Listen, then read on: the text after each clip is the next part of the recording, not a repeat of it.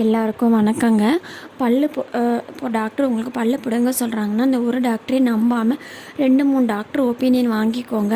தவிர்க்க முடியாத பட்சத்தில் பல்லு எடுக்க சொன்னாங்க அப்படின்னா, ஃபஸ்ட்டு உங்களுக்கு சுகர், பிபி இருந்துச்சு அப்படின்னா, நீங்கள் அந்த டாக்டர் கன்சல்ட் பண்ணிவிட்டு இந்த மாதிரி பல்லு பிடுங்க சொல்லியிருக்காங்க, ஏதாவது தொந்தரவு வருமானு கேட்டுட்டு அப்புறமா தான் நீங்கள் பல்லு எடுக்கிறதுக்கே சம்மதிக்கணும்.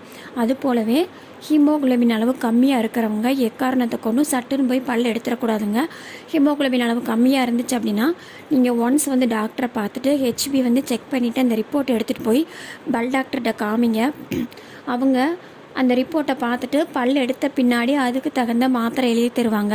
ஏன் அப்படி சொல்கிறேன் அப்படின்னா, ஹெச்பி அளவு கம்மியாக இருக்கும்போது நம்ம பல்லை எடுத்துட்டோன்னா அந்த இடத்துல புண்ணு வந்து ஹீல் ஆகி அது ஆறி வரதுக்கு ரொம்ப டைம் எடுக்கும். அதனால் நீங்கள் முன்னாடியே டாக்டர்கிட்ட சொல்லிட்டீங்கன்னா அதுக்கு தகுந்த டேப்லெட் கொடுப்பாங்க. அது மாதிரி ட்ரக் அலர்ஜி இருந்தாலும் இங்கே முன்னாடியே இன்ஃபார்ம் பண்ணிடுங்க.